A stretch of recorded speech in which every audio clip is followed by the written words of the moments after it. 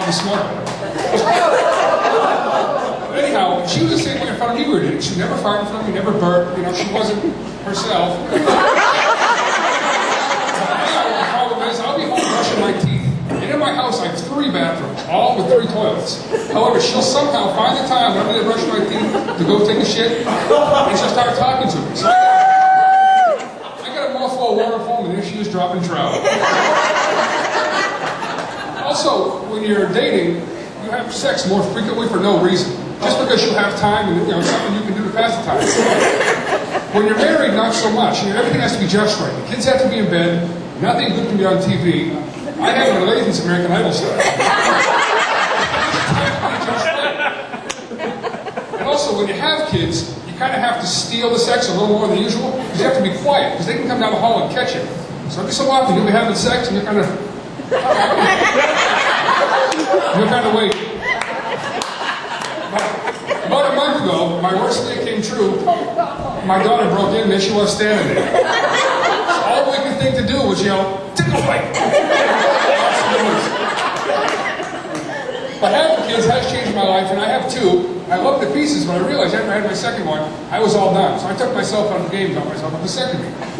Now, this is more of a public service announcement for the guys. When you have a vasectomy, they're going to give you the option whether you want to shave yourself or they can shave you in the morning.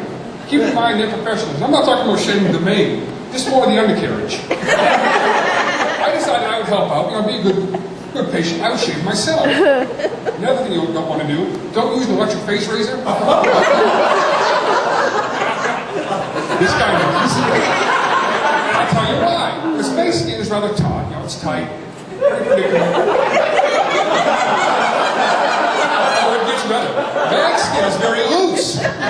So here I am, holding up what little junk I got. And I'm trying to shave, and every so often the skin would get caught in those fucking rotary blades. Every time it happened, it would pinch just a little bit. And it would cut me a little bit, but I couldn't stop now. I kept going. By the time I was done, it looked like I shaved my bag with a cheese grater. But I knew I was going in the next day for operation, so I wanted to make sure that I put on a good show for the wife that night. So I break out the aqua velvet, splash my myself.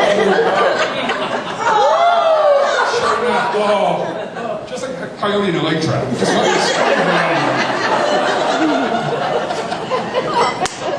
So after the vasectomy, about a month goes by, and the doctor says, I'm going to need a sample from you to make sure that the operation took effect. So I think that sounds fair. Something I can do at home, I asked, and bring the sample to you. So everybody I've ever heard of in the past gets to bring it with them. He said, no, you live too far away, I need it fresh right here. He said, but your wife can accompany you for collection. So I'm thinking, well, that's not so bad. We can do a pump and dump in a weird place. Sure enough, the day comes around, she has to work. And I think she made damn sure she had to work.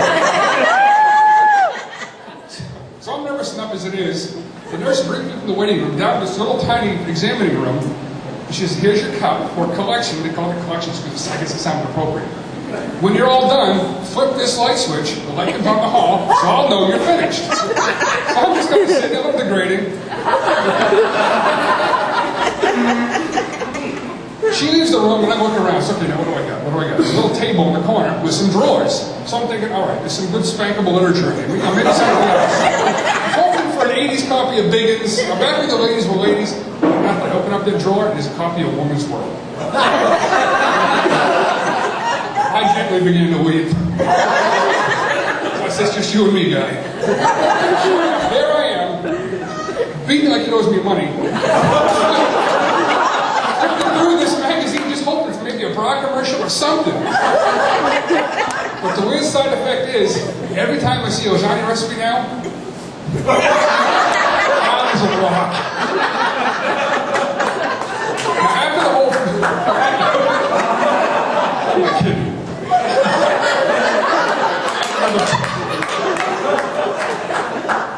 Fistful of hair and piss on my knuckles.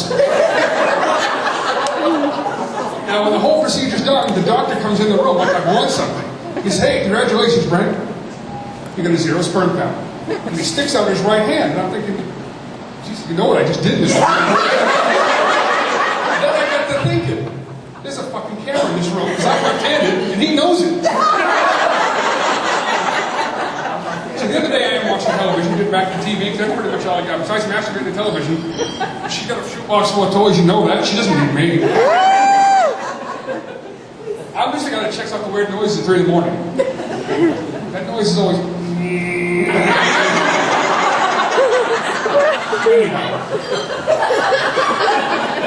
to hell!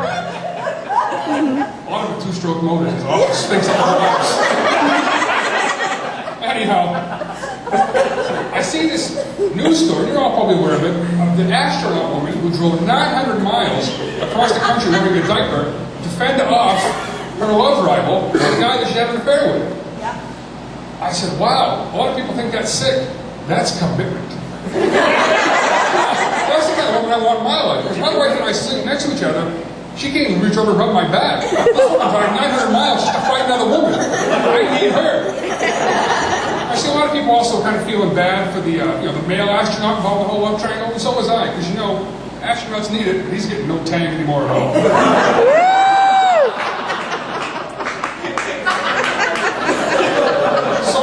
Some late night spank commercials. That's what it's on, 3 in the morning, which I'm up anyway, checking out that weird noise. I see a commercial for the new craze called text flirting. Anybody heard this yet? Text flirting? It's like phone sex, but you do it on your cell phone and you text. And I'm thinking the end result of phone sex, the best I ever know it is to get off, play yourself to get off. How can you play yourself and text? I got a hunted back to do texting. I don't have the coordination. So the other day I'm walking around a convenience store and I see the porn rack, which is good because it's up high, so to me that's our eye level. So I see a magazine called Barely Legal. And I had to think about it, Barely Legal. So basically the whole key behind this magazine is like yesterday you look at these girls, you go to jail. Today it's okay because they're legal now, barely legal. So I kind of thought to myself, what other magazines could I think of to maybe make a buck or two? Then I thought about it. I'm going to go up to the county, put out a magazine called Barely Attractive. Whoa. Or I could go to Jonesport Beals and get a magazine called Barely Related.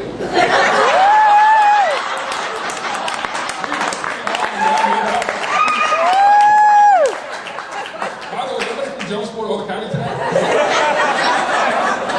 My wife will beat you crazy. About the magazine for the date rapist called Barely Conscious. She's waking up, seeing what's going on, but not really waking up to fight. Also, being around the house, I have to do a thing, because like I said before, the sex doesn't count like it used to. I call it barter fucking. What it is, I have to trade household chores for different activities. So my wife comes home, she sees me emptying out the dishwasher, she knows I got a hand job coming.